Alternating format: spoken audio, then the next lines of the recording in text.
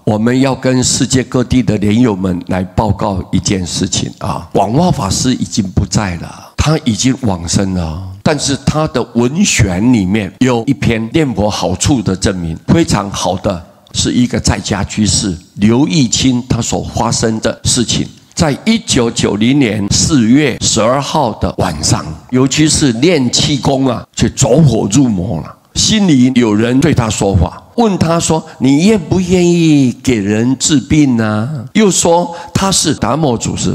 结果刘居士信以为真了。接下来有12天，他都不敢合眼呐，一合眼就黑影窜动啊，他不敢去阳台，一去阳台他就想跳楼了。还好他跟佛很有缘，赶紧求助于在广州市吴卓安的师父。这个师父呢，让他留在安内住1个礼拜，跟他们一起念佛。临走的时候呢，这个师父千叮咛啊，万嘱咐啊，平常念佛全部都是在真信恳切之心，求救的时候更是要把整个生命投入到念佛当中，是生是死就让佛来安排。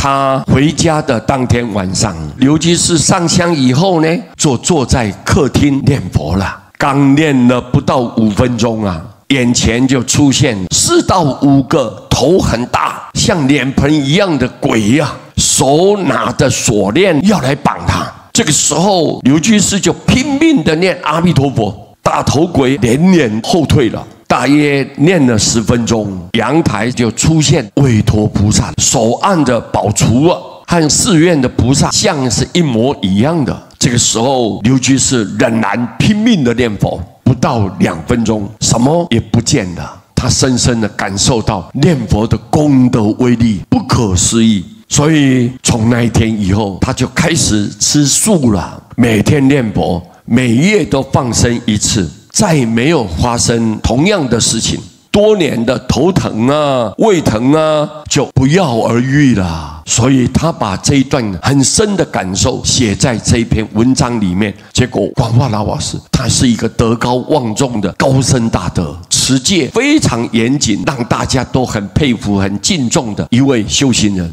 他就把这篇文章摘录在他的广化文选当中，作为弘法的一篇文章，证明说念佛的功德威力是难以想象。你看不到，你念佛当下没有什么感觉，但是那个光明随时普照，佛随时在旁边疼爱着你，这个是没有办法否认的事实。佛要救度念佛的人，这是千真万确的。佛对众生的诺言绝对不会反悔，不会改变，不会减少的。所以我们应该要谨记在心，好好的念佛。谢谢大家，阿弥陀佛。